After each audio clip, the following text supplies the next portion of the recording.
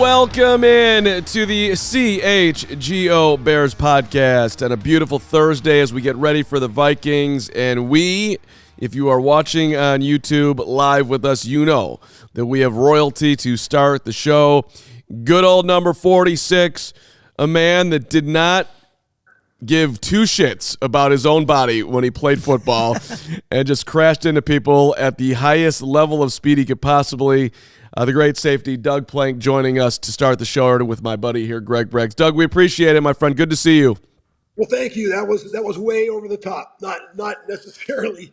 I thank you for that report. All I tried to do was play as hard as I could every single play. And growing up in Pittsburgh, Pittsburgh kind of had a tough defense too. Not anything like the Chicago Bears back in the 60s and 70s, but I always watched Dick Butkus, man. That guy, I kept thinking, obviously I was a safety, so I couldn't ravage running backs like he could, but I just tried to do the best I could. Yeah, well, that's why we wanted to bring you on here today, because, Dick Butkus, obviously they announced the news right before the Thursday night game, and I wanted to continue to give Dick his proper light. He deserved that as, the foundation of this franchise. And I think you two were cut from the same cloth in a lot of ways. So I was curious to hear your perspective on his life and any memories you had of his career or any personal, interactions you ever had with him. I did a couple events in Chicago with him and Gail Sayers at Wrigley Field and other places in town.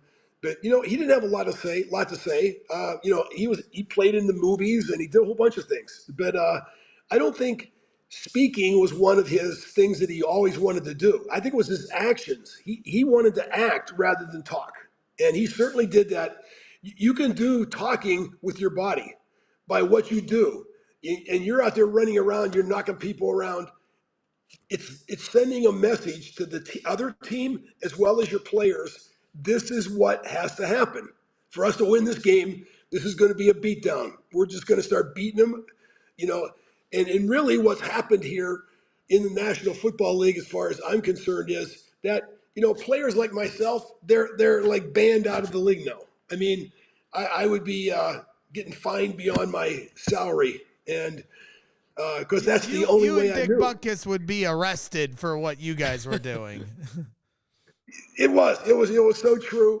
But I admire him. And, what I really laughed at, in my fifth year, Buddy Ryan showed up one day down in the meeting room with this defensive scheme that, he's going to put everybody at different positions. And he took me from the middle, from the free safety position, and I moved up 7 yards to be the middle linebacker. And I said, well, Doug, if you had dreams of being Dick Butkus, it doesn't get any better than this. Because you are going to be the middle linebacker. Now, I know that, the Bears, they upgraded their talent. And I wasn't there for the 85 year. I was there for the 81, 82, 83. And but that's where I really gained appreciation more for Dick, because he was in something. You're getting hit every play. And especially, when you're not as big as the players that you're hitting, it hurts. And, it's not like the hammer and the nail. There's no hammer and nails in football. It's two hammers, and they're just going against each other. And there's none of this, I killed you or I blasted you. The only time I was able to cut down players that were like 300 pounds, I had to hit them like in their knees or in their waist. And or if they weren't looking, I could, come up and hit them any way I wanted to hit them. And, but I laughed. I laughed when fans started cheering because, I just thought it was funny. I thought, those guys are out there trying to get me, and I'm out there trying to get them. So it was fun. It was a game. It was a game within a game. I want to get to the current Bears here, but there's just a couple things I want to touch on because that you can speak on that very few can. One, 1982, your last year playing was Mike Ditka's first year as a head coach. And famously, and Buddy was already the defensive coordinator, and when ESPN did their documentary on the Bears, the defense talked about how you guys wrote a letter to George Halas saying that you want Buddy Ryan to stick around, that this guy shouldn't be going anywhere. Well, what's your recollection of that, and why did Buddy, underline why Buddy meant so much to you and to that defense? You know what? Buddy had the ability to talk to a defensive unit or half the team, basically, defense and offense, and bring tears to their eyes. When you can do that as a speaker in front of a group, you are a powerful speaker. And Buddy Ryan was able to do that several times. And it was sometimes in things that you did or things that you didn't do. Buddy had a really strange grading system. We called it the Triple Crown. You were a dumbass, horseshit, or you blew your mind. Dumbass, horseshit, blew your mind. So there was no good in there. There was nothing that said, he'd say something like, if you did something really, really good, it was the film ran silently. There was no comment.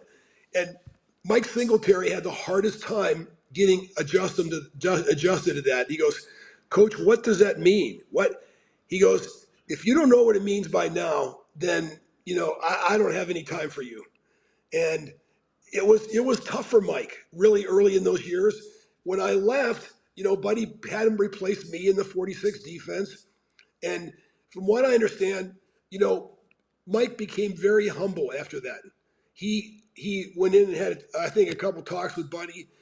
They became partners in this plan, not enemies. And they would both be together looking at the game film of the opponent coming up. What would we need to do in this situation? Who do we need to call? What I loved about the 46 defense, there was no wait and read and react, no reacting. As soon as the ball was snapped, 11 guys were taking off. Well, maybe not that many. I would say 8 guys were taking off for the quarterback. And it didn't matter what he did. We were like, you knew coming out of the huddle, look out, man, I'm going to hit this guy. And that's why 50% of the quarterbacks in 85 never finished a game. They just got destroyed.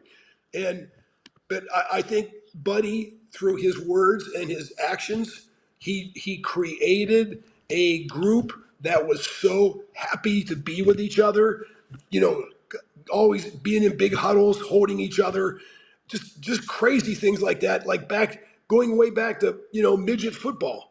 Where you got together, all put hands in a circle and stuff. That was it. And it was the coolest thing I've ever seen in my life. And anything I could do for another teammate at that time, hit somebody, knock them out, take them out of the picture, I was going to do it. And they were going to do it for me. Did you crack guys in practice? Like current, now former Bear Chase Claypool, he's acting up. He's showing up late. He was talking a bunch of nonsense to rookie Tyreek Stevenson. Would Doug Plank have tried to find a way to crack him in practice? Yeah, you know what? And I forget what they call it. Unpublicized enforcement or whatever you wanted to call it. You know why? Because when players are like that, they are actually taking away from the team. And everybody else knows it. We could sit in that meeting room and the coaches could say nothing. All the players knew whose games were bad. You could see it because they ran those plays back 3 times. And all of a sudden now, the tackle that you could have made if you gave a little bit more effort, or the interception you could have had if you were going in the right direction, now it mattered. It mattered in the game. And, players didn't want to play with losers. And those losers showed up pretty fast. But Buddy, I'll tell you what, he would take them off to the side and let them have it and say, you know what, if you want to be on this team, you better show me something this weekend. Otherwise, you're going to be out of here. And he was so brutal, not in a yelling, screaming way. I think Mike Ditka was more of that type. And I credit Mike. I credit Mike for the first meeting that we had in 82. It was in a training camp out in Arizona, and he came in the room and he said, I want to congratulate half of the people in here because this team is going to go to the Super Bowl. And he said, the other half is not going to be here. So, and you don't deserve it. He goes, I've looked at the film. You don't deserve to be on a Super Bowl team. And that's going to start right now. So we went out there and he ran us to death, all kind of sprints and laps around the field. But you know what? Mike brought in a totally different, his attitude was more like Buddy Ryan's. Our offense, we had during games, this is a true fact.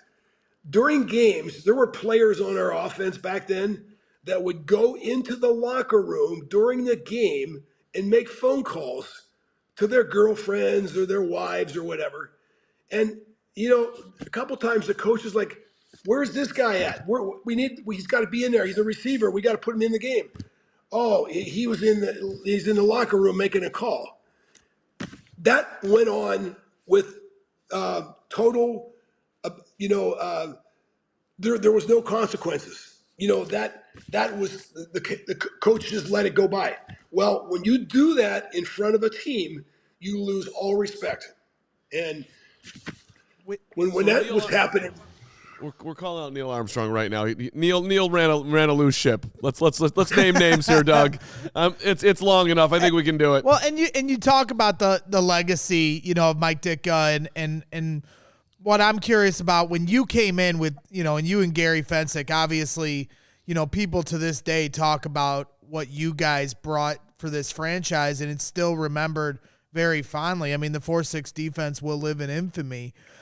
Did you guys feel a responsibility from the legacy that Dick Butkus and Bill George and those guys left when you guys came in?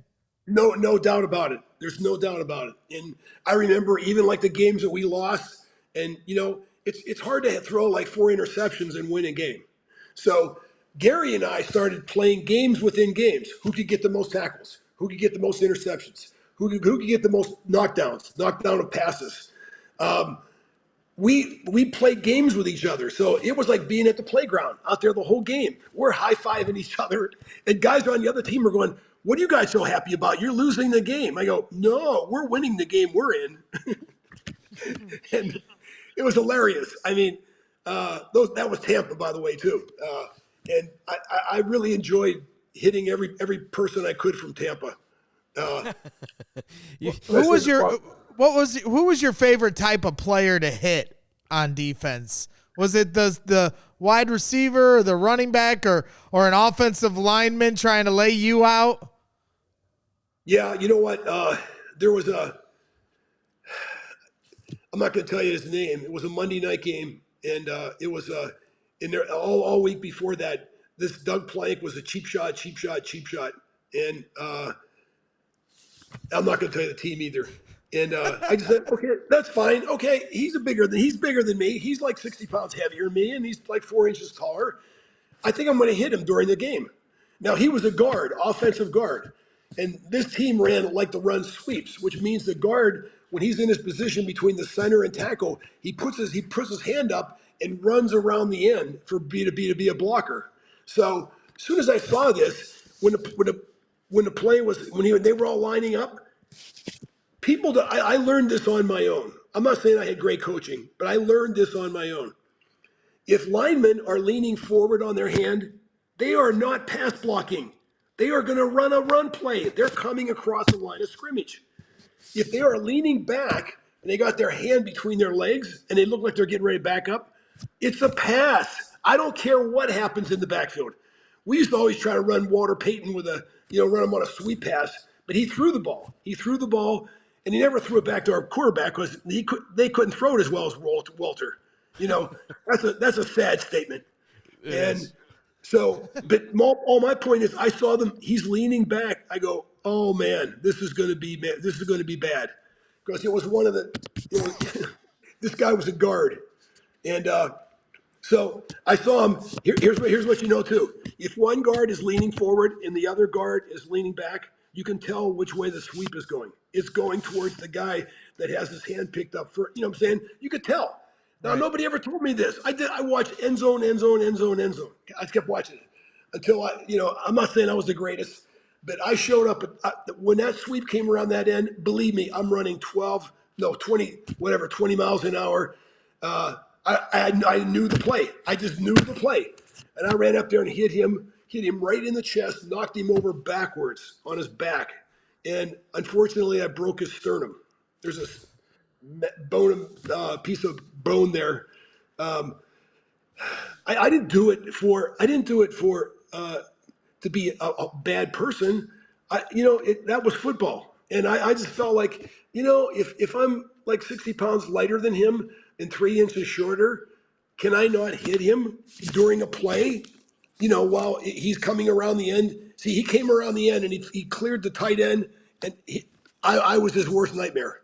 I was coming from 12 yards away, and I hit him full blast, and it's just boom, this huge loud collision, and he's just laying on the ground. I think you once compared it to like hitting an ice cream truck, right? Yeah, it was, and really it surprises me because some of the more minor hits that I've had were more painful than the huge ones. Like Jimmy Giles, I didn't feel that at all. And the only reason why I hit Jimmy the way I did, because when I was closing on him and he was running down the middle of the field, one of our linebackers, Bruce Herron, got tripped up. Now, Bruce is rolling on the ground right in front of Jimmy Giles. And I'm closing from my safety position. What was I supposed to do? I couldn't keep running because Bruce Herron was there, our linebacker. And that's the only reason why I elevated a little bit and hit him first with my helmet. And but then you get no support. Nobody says, all of a sudden the discussions about hitting somebody like that. Nobody there. Everybody has amnesia. Nope, he never talked to me about it. Nope, never happened here.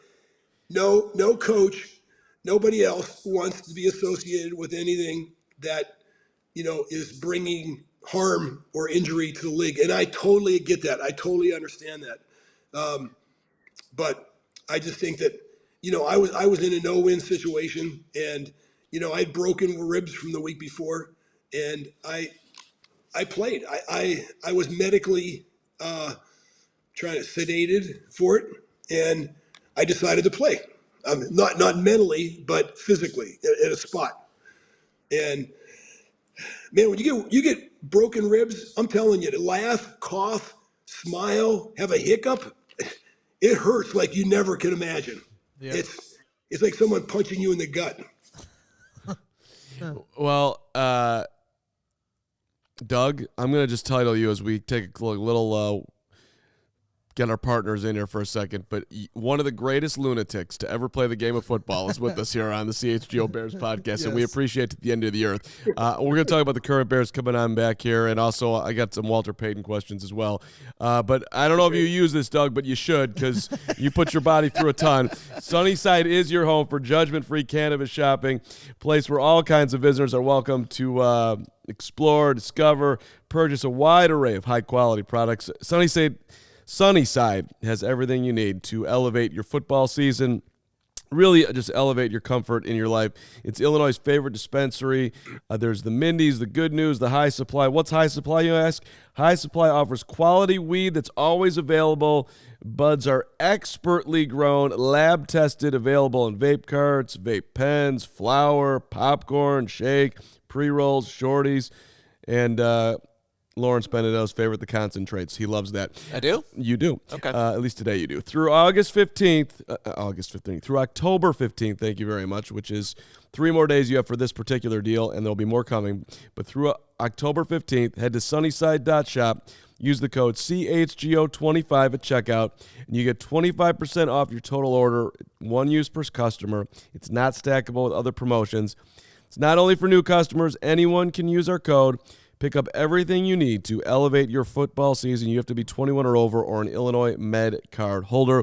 Sunnyside.shop. Use that code CHGO25. That's right, and we're excited to partner with Circa Sportsbook here recently. They've been a really fun partner out at our tailgates and coming up on some other live events. Games strive to be a -110 split on the Circa Sports menu, unlike other sportsbook, which may use -115 or -120 splits. Circa Sports keeps as little money as possible on large market bets. especially compared to the other books. They've got high app limits and transparency, so you don't have to worry about that. They're always transparent. Circa Sports does not limit players based on their winnings. Every player has the same limits, unlike other sports books who do limit winning players. We encourage bettors to download and explore all sports betting apps available to see for yourself.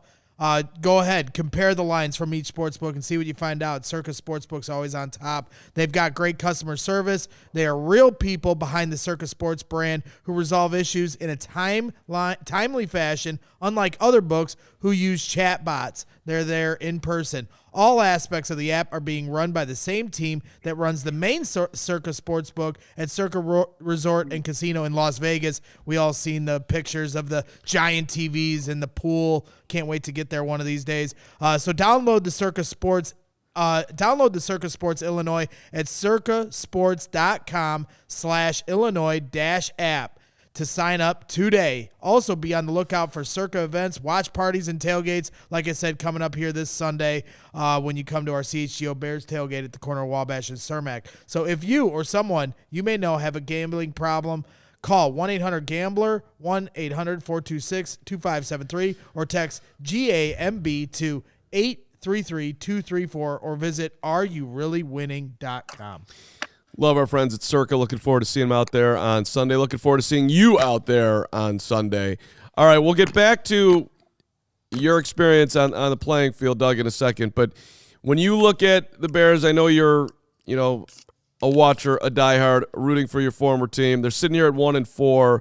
What have you liked? What have you not liked through the first 5 games? I mean, they've looked a lot better the last 2 weeks, no doubt about that. Yeah, they really did. I mean, I have to give them credit. I mean, no former player should be in a position to have to criticize, an existing team, because the players, the coaches, nobody enjoys it, whether it's a general manager or whatever the case might be.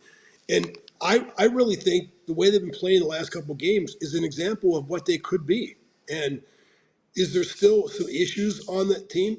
I think so. I mean, I think there's a few things that could be corrected. I'm not the general manager or head coach. But on the other hand, I do think that they could improve in some of their areas. But that's not that they don't have good players. They have good players. And there's, you only need a couple games to lose. That's why I love the turnover margin in football, because it determines so many times the winning and losing of the game, of the team. And, you don't have to be getting blown out 31-0. Although, I'm just trying to, watch the game, and I try to, number one, a lot of times too, you don't know who's hurt out there. There was a lot of times I was hurt. I couldn't run as fast as I wanted to. When I was in those cases, I pretty much went to the sideline as fast as I could and said, hey, listen, you need to get somebody else in there. I'm not doing my job. I'm not running the ball. I'm not making tackles, whatever the case might be. And so, I mean, I think some of that has happened to a certain degree. But, it's really a pretty simple game. Are you scoring points, or are you stopping people from getting into the end zone? And that's it. Yeah, I mean, to me, when you watch this team, they needed a fire lit under their ass. And it seems like these last 2 weeks with the offensive resurgency, that seems to have happened. Now, they gotta show up here this Sunday against the Vikings. My hope with the 10-day layover is they haven't been reading the press clippings, that they're going to come out with a sense of urgency like they did on Thursday. Doug, you should know that Greg fired the entire coaching staff 2 weeks ago. He's been having a very rough time over here, Doug. It's not gone well for this guy who was basically convinced that they were going to make the playoffs this season, and he also reported during training camp that Chase Claypool was dominating. Not to underline that point for the 100th time. So he's had a rough time. Really, what you just talked about. I mean, what coaches like that? I coached for 10, 11 years. If our team was really, really great, I never said one single word. I let the on the field performance tell that story. If you come out, we're this, we're that, we're great, no one's going to beat us. Well, you've just sent a message out to everybody else. Hey, who are these guys? Wait till we come to town. We're gonna beat you, and not only beat you, but beat you up. And that's what happens. And you don't it's the old, letting an animal lie still without aggravating him. I don't think they've handled that very well this year too. A couple times where they criticized the other team or made some comment, a negative comment about their team. You know what? I've been on teams. This sounds crazy. You only need one story like that, and look out. You got monsters over there now. They can't wait to play you, and they're not going to take no for an answer. They're going to beat you. I'm trying to think of the exact moments that you're talking about with the talking. What stood out with me with the talking, Doug, is that there was a point in the season where, and it made a lot of news. And Luke Getsy spoke today about the offense. And did Justin say playing free matter to, did you guys redo the offense because of that? Did you guys adjust from that? And he pushes back on that hard. We have had a zillion conversations. That press conference, that moment in time didn't matter, but you see the offense coming alive. You're sitting there as a former player watching the quarterback talking out about the coaches, not really, just expressing, being honest for a second. Then he got a huge bunch of pushback on. Then he had to apologize. It was all super awkward, and I didn't think it was that big of a deal that he said it. I thought it was great. But what was your reaction at the time, and how do you think it's in general they've supported the QB? I saw him in college at Ohio State. I thought he was completely. I thought he was the guy that's going to go to the Bears and be wonderful, just do all the things that they expected him to do. And obviously that hasn't happened. I think there's a little bit of confidence on his part. Maybe, I don't think he's still played as well as he could, even though he's done some great things on the field. But I just think that, when you have a team that's struggling like this, like they are right now, I hate to say it, but you got to just keep your head down and just keep plowing and just keep working out every day and watching film. And because here's what's going to happen. You're going to get better, and all the teams you're playing against, when you see a team that's struggling and having a hard time, you're going, oh my gosh, here we go. We're going to destroy these guys. We're going to go out there and knock these guys all over the place. And that's not how it is. You get out there on the field, and then all of a sudden, wow, this isn't the same team we saw on film. These guys are running around, blocking this, catching passes, and running and tackling and all that sort of thing. So I just say, don't take anybody for granted. It's one of those things that, the teams that, I'll just say this too.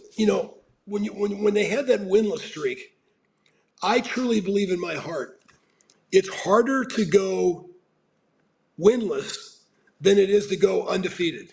Because even during the course of the season, you have a game where everything goes your way. All the turnovers come your way. All the passes are great for touchdowns. Your running back, he runs like, Walter Payton. The Bears haven't had that this year.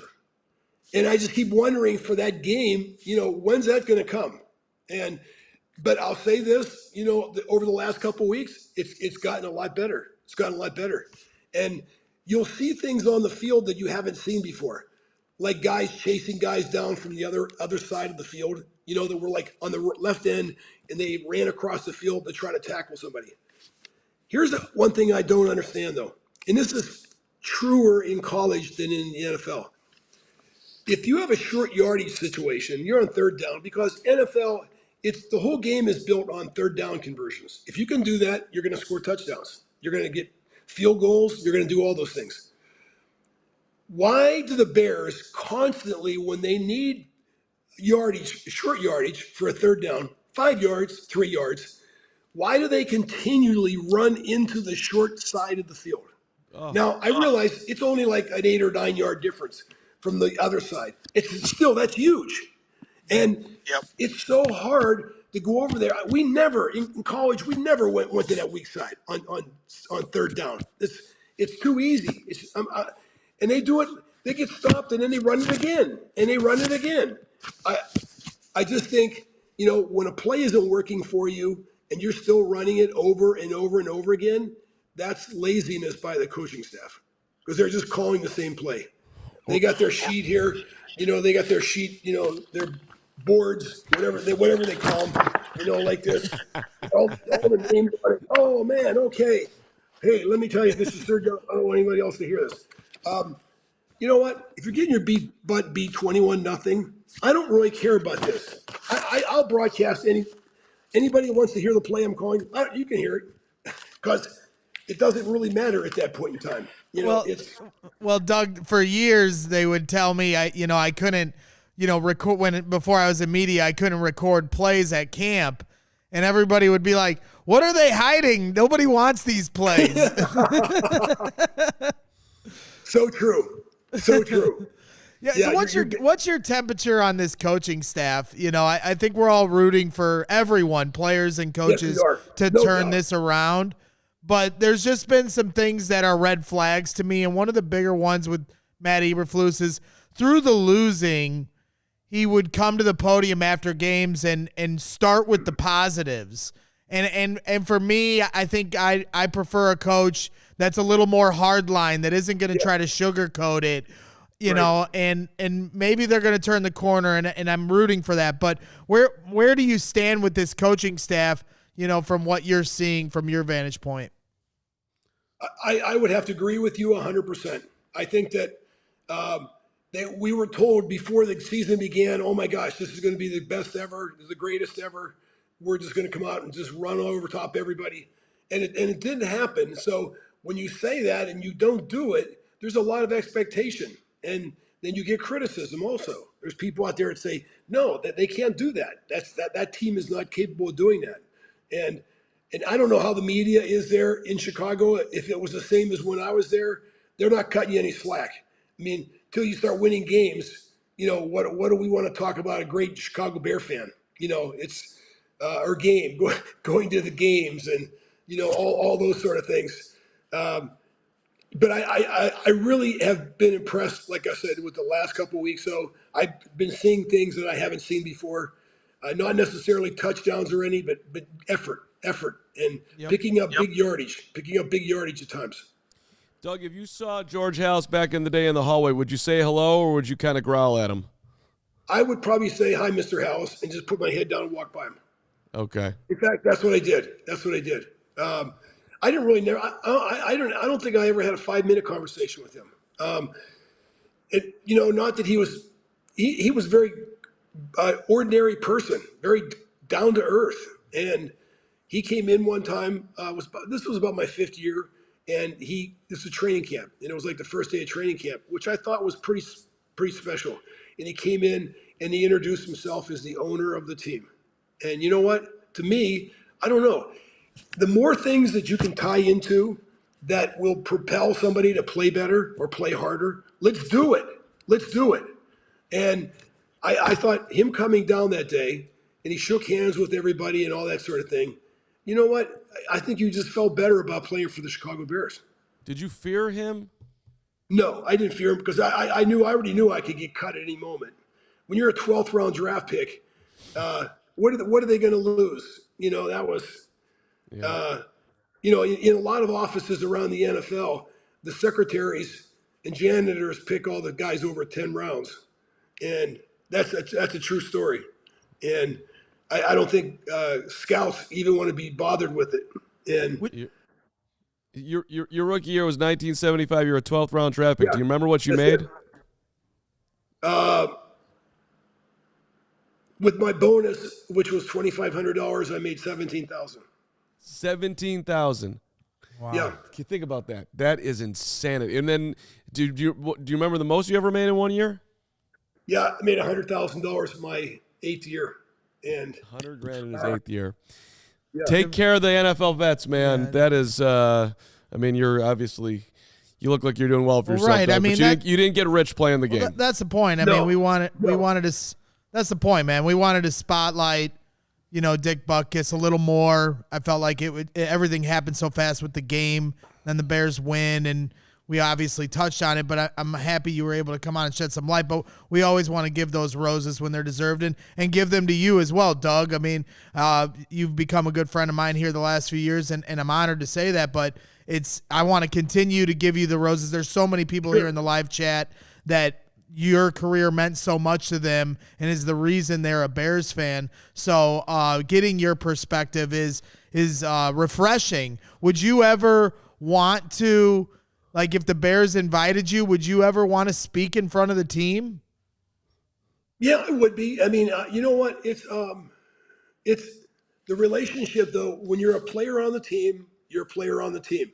When you're not a player on the team, you're somebody that is out there in society. I'm not. I don't even know if I could speak to the team. I'm not saying that it's a complete cut the wires and all that kind of stuff, but I don't know. You just think that the bonds would be a little stronger. Like to give example at Ohio State. In the off season, when the season ends in December, usually, in a bowl game, then for January, they have a date in January where you meet 300 CEOs and people from companies around the country that mostly located in Columbus that want to hire you on their team.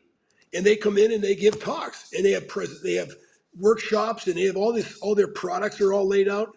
You meet in a huge, like a auditorium over at the university. And I'm just thinking that is amazing, that there are certain teams that, buy into that, like at Ohio State, it's right. Like that was one of the things of coming to Ohio State. It's not like, hey, we're going to get your son a job. He's going to be here for 4 years, but if he doesn't play pro football, we're going to introduce him to the vice presidents and CEOs of all these companies. And it's relieving. It's very relieving. And so if you were in that locker room right now going into this Sunday, what would be your message to the team as a leader? I would say mistakes. Don't end the mistakes. Don't, especially mental mistakes. Mental mistakes hurt you more than physical mistakes, because usually physical mistakes are like a 5. The runner will run another 5 yards before he gets tackled. A mental mistake will mean the guy's in the end zone celebrating with the ball. So you know what? It's like when you're an employer like I am, and I was for 20 years in fast food. Hire slow, fire fast. In other words, be careful who you bring in on your team. And Dion has done a great example of this. There were some people in Colorado on the football team that didn't have the dream. They didn't have the belief. And he came in and he said, if you're not like that, you're not going to be on my team. So he went out and got guys that were all in. They were all in. And watching some of those games early on were fantastic. I mean, it was fun to watch them. I mean, and you're going to win. You're going to win, and you're not going to make mistakes. And it's those he came in with the Dick message. I love that Doug Plank came on the show and referenced what Dion's doing in Colorado. That's amazing. It's the same Dick message.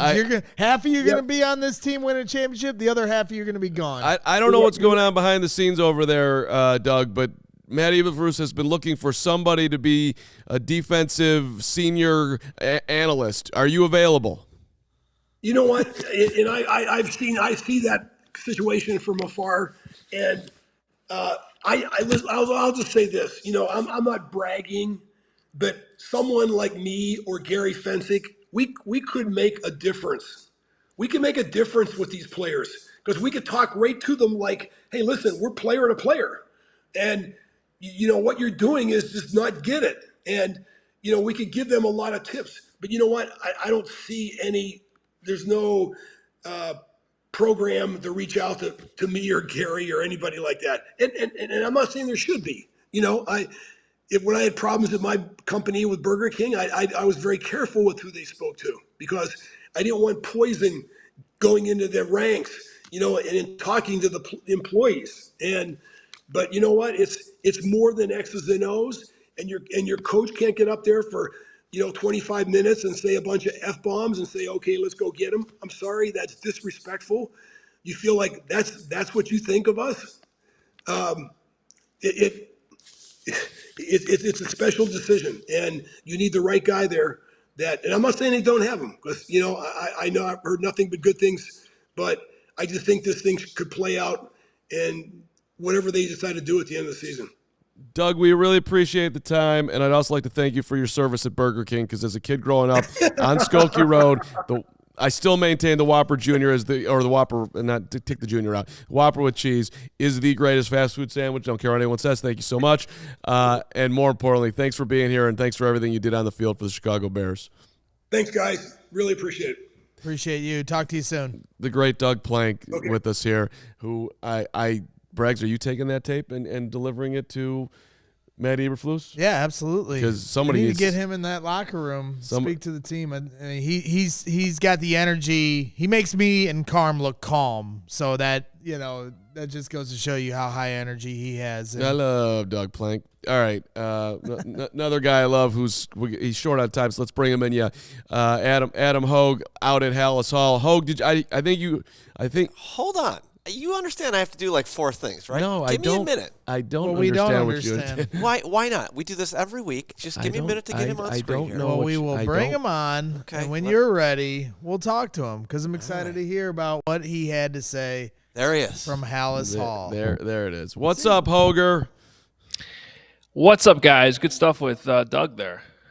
What do you think? Plank for defensive senior analyst, Bears defense next level. He'll teach you how to go out and kill people. We need some of that.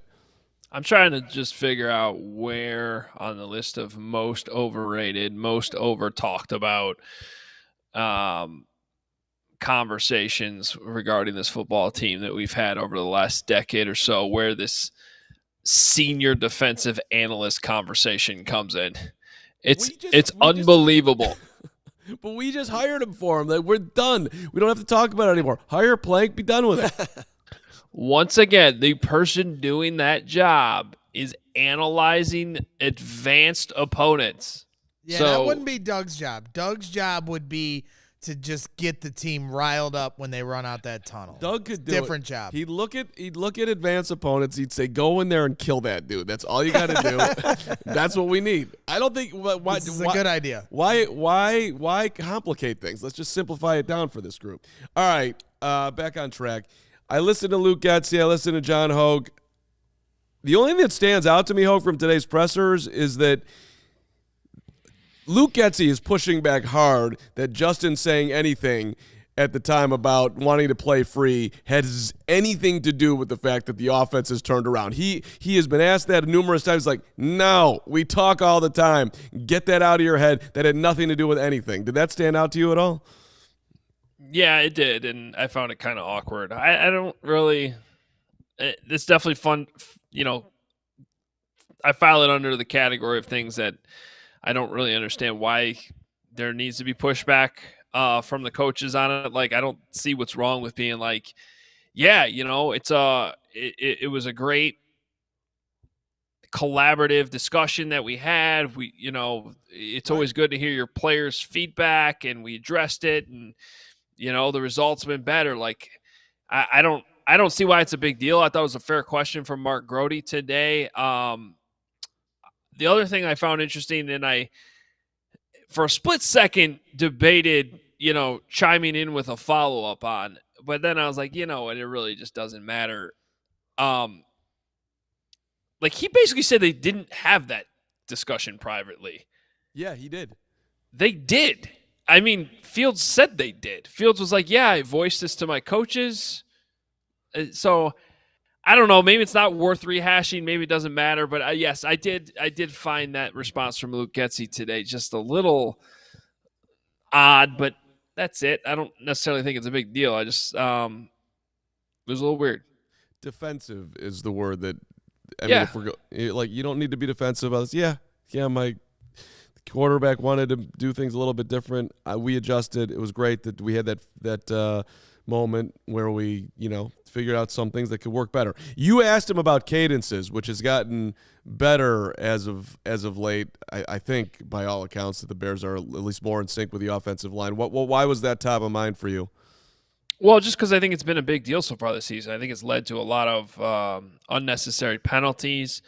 While I do think it's improved, what I was trying to get at more is has it turned into a weapon, right? Because that's what you want it to be. You want it to be a weapon. You want it to be a weapon that is giving you an advantage over the defense, from firing off the football to helping your offensive line. Yep. And I thought in the first 4 games, it was almost like working against them more than it was helping. And obviously when you have that many guys coming in and out, it's not ideal. But I thought this is really hard to see even on film, but I thought it got better even maybe when Cody Whitehair moved to center in the middle of that game. Eureka. Almost like the guy that practiced there all off season made it help. So yeah, that's kind of where I was getting at, because I think that actually can be something that really does help the offensive line, especially going forward. And so I hope that's the case, that it is getting better, that they are getting better results, that the cadences actually are a weapon and not something that's working against them. You know, Nick asked a good question yesterday, talking about, you know, the looks that they're getting from defenses now that Fields is starting to stretch the field with DJ Moore. And they said, well, you know, in the last game, they gave a lot of single high safety even after they kept throwing the ball downfield. You know, going into this matchup, was there anything Getsy had to say as far as the things they're going to be looking at? Obviously, Minnesota likes to dial up the blitz, but I'm sure they'd like to see more of those one-on-ones with DJ Moore. Yeah, you know, I think that the biggest thing that Getsy talked about today, and I think it's something everyone inside Halas Hall understands, is they're going to have to get somebody besides DJ Moore going here, especially when it comes to wide receivers. And I think the most obvious candidate is Darnell Mooney. What's interesting is Bears have used a lot more 12 personnel recently, which only puts 2 wide receivers on the field. So that makes it DJ and Darnell. Certainly got 2 tight ends you can throw to as well, and the Bears did get the ball to both Cole Kmet and Robert Tonyan in that game, but no other wide receiver had a catch. So whether they're bringing more attention over to DJ Moore, which is certainly something, if I was game planning, I would expect. Yeah. You got to find ways to get the ball to Darnell Mooney. Now, they tried in that game a few different times, and they just didn't connect. So whether that's just a chemistry thing or whatever, it really shouldn't be. I mean, we've heard about Justin and Darnell working for 3 years now. It's just happenstance. They've had good chemistry. Yeah, but at the same time, I think the chemistry between Fields and DJ Moore in a much shorter period of time is already better. So, I mean, I don't think you can just ignore that. Regardless, the point is they got to get some of these other wide receivers going, and that's the obvious counter to when a defense is going to try to take out your best player. Now, I don't necessarily think the Vikings have the personnel to do that. I would personally still try to force the ball to DJ Moore, because when you have a perfect passer rating to a certain wide receiver, why stop throwing it there? Now you got to be smart about it. You want to hit your open guy. But it is certainly something to watch this Sunday. It's a very Bears philosophy. Like, oh, no, this is not going to work anymore. It's like versus if we're playing Minnesota, we're not running in there and stopping Justin Jefferson. We're sitting worried the guy's going to kill us. They're not going to go away from him because we figured out that Justin Jefferson's good. But for some reason with the Bears, like, oh, no, they figured it out. DJ's good, so we're going to have to get somebody else going, which they do. Hoge, he was asked by Mark Potash about Tyler Scott. Like, shouldn't this guy be in line to get some opportunities? And Getsy's like, well, he's a rookie, and yes, but it takes time. So, I mean, if you're a betting man right now, I would not be putting any money down that Tyler Scott's about to bust out in this offense. Did you have that takeaway at all? Yeah, I wouldn't expect that. I mean, look, you don't have to look too far around the league to see more of what it's supposed to look like for these wide receivers, these rookie wide receivers. Okay, the most extreme example right now being Puka Nacua in Los Angeles. There's other example though, like Jordan Addison. The Vikings have a guy, Jordan Addison. Jordan Addison coming to Soldier Field this Friday, or this Sunday. You can see where my brain's at. Friday Night Lights. Jordan Addison being another example. Even if you're going to go farther down the line, like Rashee Rice with the Chiefs, you know what I mean? Like the extreme example being Puka getting, setting records, But even like the smaller examples, these wide receivers are getting 2 or 3 looks per game, 2 catches, 20 yards, like whatever it is. Rice has a touchdown or 2 at this point. Tyler Scott's hardly been involved. You know what I mean? Like, he's not even getting targets, really. So, yes, you'd like to see that happen, but is there any indication that it actually will? I mean, I don't see that right now. I think it's just until they start to prove it, I don't think you can count on it. Yeah, I think that more opportunities are going to also help that because I think the offense sputtering the first 3 weeks had a big hand in that. Just put me in the category of I don't get it on that one. The dude's fast. He's elusive. Separates. He separates. You don't have a ton in that room right now. Halas is not exactly about to step up. Claypool obviously is gone. I would think I'd be leaning into what Tyler Scott could give you, but apparently the Bears are not loving what they're seeing. Maybe it was the drops that we saw a ton of. I'm not sure, but I think they're also in a lot of 12-man personnel, right, Hoge?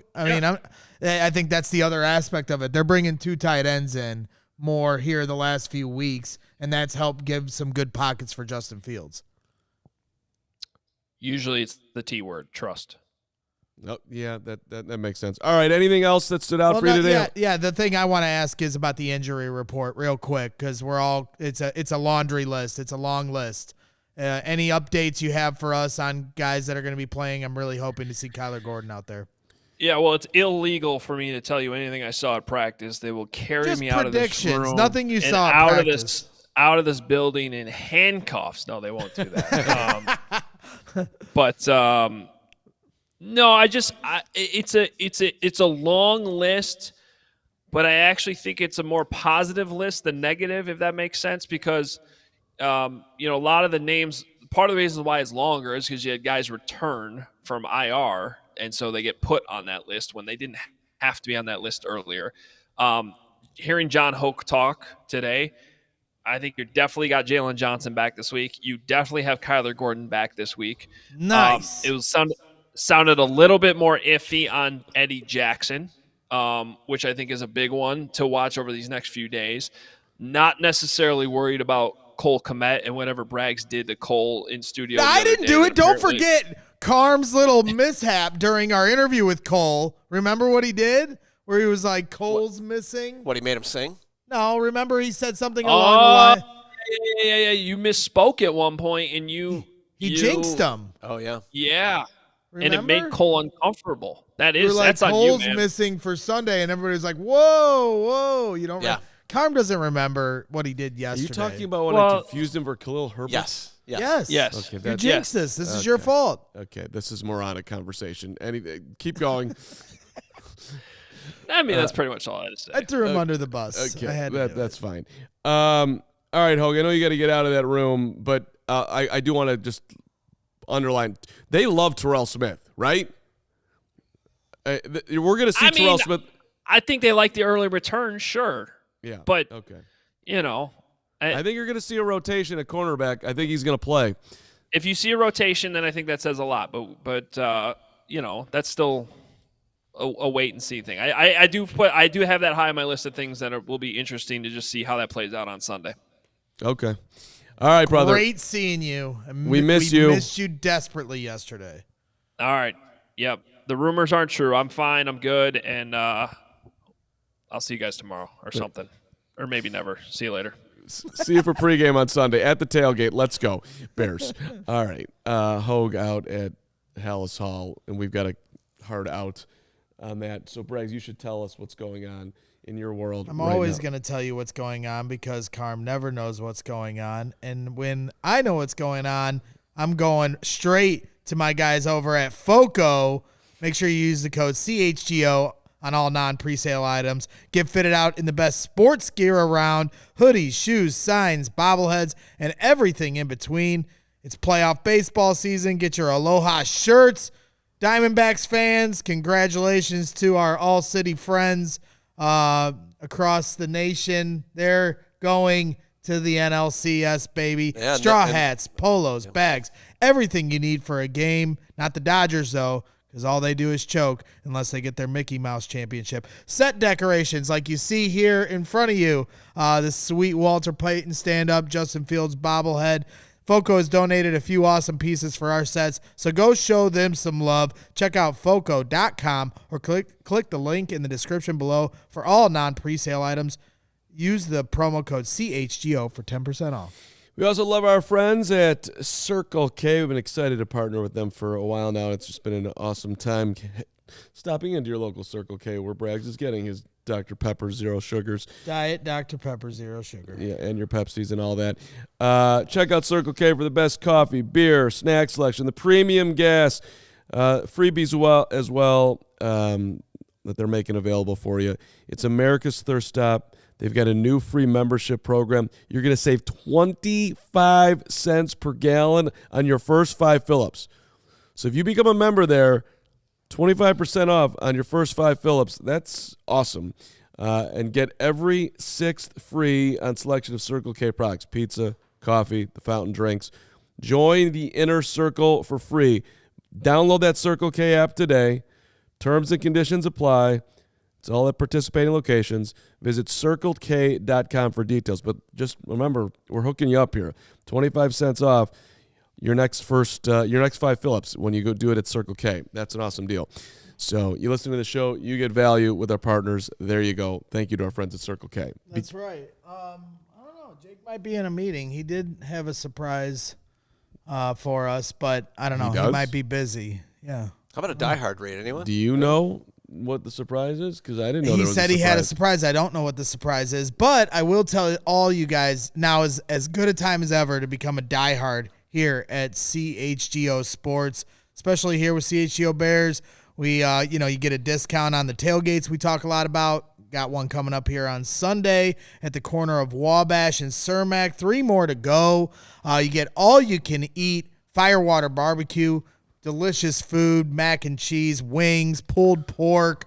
It's really the nines. And then you get all you can drink Goose Island beer as always. And we appreciate those guys. Circa Sports is going to be out there. Our new sponsors, Olipop is going to be there. You're an Olipop guy, right? Olipop is straight delicious.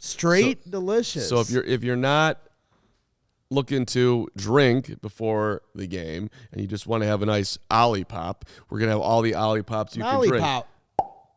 Olipop. Whoa. That was impressive. Eddie loves one. You need to make the move to Olipop. Yeah. Way better. Every time you say Olipop.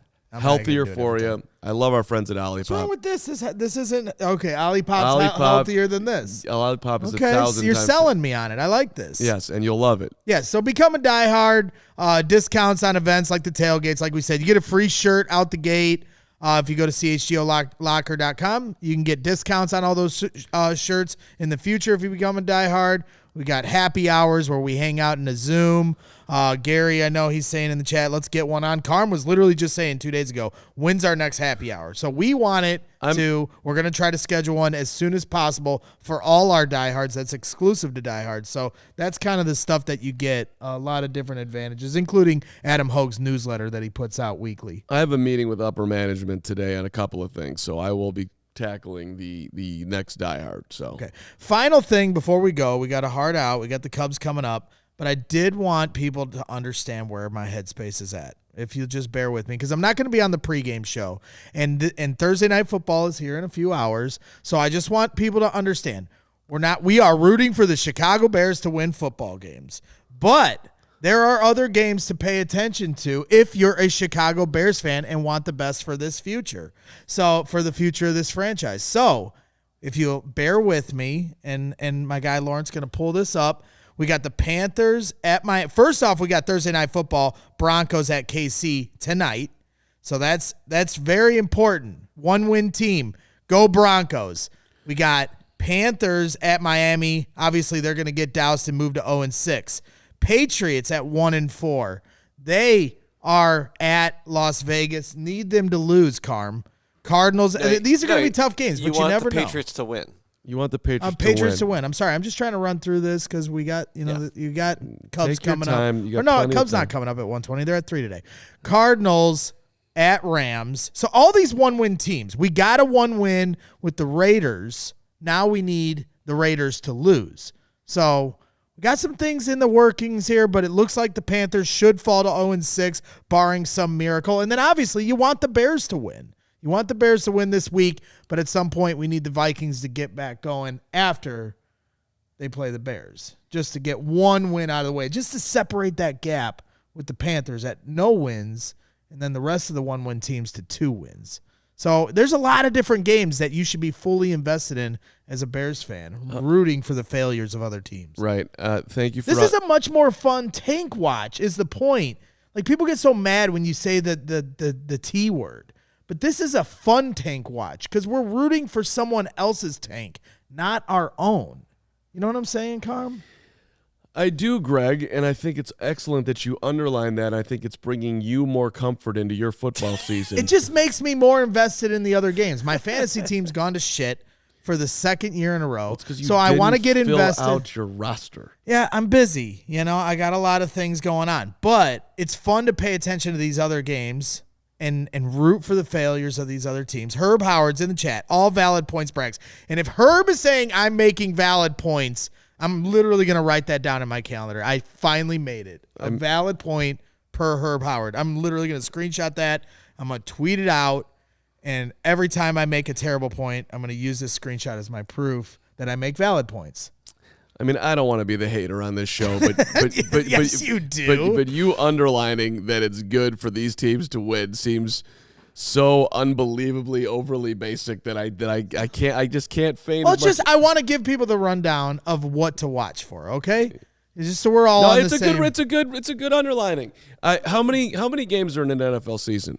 We got 17 now. What's 1 + 4? 5. Wow. What's 17 minus 5? 12. Right. I know these are not trick questions. You got all this. I'm like scared. So 12 to 17. How much of the season is left? 1/3, 2/3? Almost half. Half would be almost half. Half would be. It's not almost half. No. Half would be 8.5. Right. Okay. There's 12 games So left. a third. That'd be 2/3. That'd be 66%. We're 1/3. We got 2/3 left of the season. 1/3. 2/3 of the season is left, dude. But when we talked about this before the year, we talked about the Panthers' schedule, even during the schedule release show. Don't give me that look. I am giving you this look. And you were like, man, the Panthers really could go in the tank to start the year, and you were right. Look at this. They're going to start 0-6. Okay, but the point, Greg, that I'm trying to make is that it's excellent you did this work and made a graphic and underlined. Well, Lawrence made the graphic. Yeah, he did a terrible graphic and was like, "Put it on the screen." And I'm like, "It looks bad." All right, it's great that you had an idea and had Lawrence. Every week we need to follow this. I understand, but again, as Kevin and Doug are amazed at your math, there is 66% of the season left. It's so unbelievably early. I do not care. You know what? It's the same people that tell me not to worry about this that were telling me it didn't matter how high our draft pick was last year. Look how that worked out for everyone. We got DJ Moore, a future first-round pick, which might become another 12 future first-round picks. So I don't want to hear it from anybody telling me what to worry about. I know exactly what to worry about. I told you all that the top pick mattered last year. You wanted to fight me on it. Some did. And now look where we're at now. So I'm not listening to anybody but myself. I think we should do what Doug Dyer is suggesting. Can we get a 5 as half of 17 meatball shirt? I think we should do that. I love Doug. I think we should. And Doug lives in the greater Carolina area. Did you take algebra? No, in Algebra 2, Algebra 1, Mr. David got me through, but I didn't deserve it. Algebra 2, I walked in there senior year. They wrote all these. Algebra 2 No, as I didn't. Senior? I'm going to tell the story. Algebra 2, I walked in first day of school. He wrote all these equations on the chalkboard, and he goes, "Now, if anyone in here doesn't know what these equations are, get out of my classroom right now." And I got my books, walked out, and I had an extra study hall my senior year. Okay, so just to wrap up the show, we'll just do Karm story time. I was not a good high school student. I was a horrible high school student, all right? You weren't worse than me. No, I wasn't, apparently. Well, at least I learned some stuff. And I do remember in freshman algebra, somebody crying because just middle of class just starts bawling, crying. Why are you crying? I I don't know how to factor. So at least you didn't cry because you didn't know how to factor, which was one of the more amazing moments in Highland Park High School history. I knew how to do two things in high school, and that was do drugs and get girls. And I ended up hooking Jenny my senior year, and Jenny's my wife to this day. So it looks like all those suckers learning how to do something in school, I roped in the right one. Way to go. I mean, getting your wife is way better than learning how to factor and making algebra too. There's nothing I was going to do in high school that was more consequential of where I'm at today than finding the right one. Okay. All right. Well, my first year of college was at the University of Hartford because I had such bad grades. So I went out east, but I was put in the regular college, and they had a college of basic studies for people like you who knew nothing about anything. And I was like my first math class was basically algebra. And I'm like, how is this possible? I'm going to get an A in a college class that I took as a freshman. And then there were people like you who were in the College of Basic Studies and couldn't reduce 14 A squared BC over 20. Hell no. Yeah, you had no chance. So I just want to thank you for making life easier for me. Yeah. As we wrap up the show. When I became an iron worker for a short period of time, we had to take class, and math is very important in ironworking. And that was the most math I ever learned in my life. You could have learned it, you just didn't try. I did apply, exactly, and I applied myself, and I was much better there, and I was like, wow. Right, I could do this, but I just didn't want to do it. You were smoking too much weed. You were elite at getting around things and having fun and being an idiot. And congratulations. Exactly right. I relate to all of that. All right, thanks for watching today. Thanks to Doug Plank for joining. And a super Watson before you shut our party down. $10 from Alan Watson with the rash of injuries. Karm's kind of like a rash. With the rash of injuries the past few years, is it our staff are overtraining, avocado ice cream, or what? Guys like Plank and Butkus never seemed to be injured, and the game was much more violent. It's an impossible question to answer, Alan, but I do. And look, the Bears had all the advanced analytics on when to play players, when to take them off the field, when to do this. Remember, they were doing their slow walk-throughs because they were trying to take care of themselves, and whatever went on didn't work. So I don't know what the future holds for that, but it's a good underlining. No, I mean, all the non-contact injuries and guys, 2-a-days and having 2 jobs back in the day. Something to be said for that for sure. Kevin Carlson, $20 Let me read this because you have to answer. Greg, if you have 3 beers and you drink 1 and give 1 to Karm, how many do you have left? I want to be a diehard, and I will once that happy hour happens. What's the address for the tailgate? Greg, you are awesome. First of all, answer the question. If you have 3 beers, you drink 1, you give 1 to me, how many do you have left? 1. All right. Hey. Let's go. Address for the diehard for the tailgate, and can't wait for you to become a diehard, Kevin. Yes. Is the corner of Wabash and Cermak, 2200 Wabash. The Chicago Bears Tailgating Club has let us into their amazing lot. And, yes, go to allchgo.com, hit the events tab. You can find your tickets there. You don't have to be a diehard to come to our tailgates. You just can get a discount on the tailgates in any future events and get a free shirt and all that stuff if you become one. But anybody can come.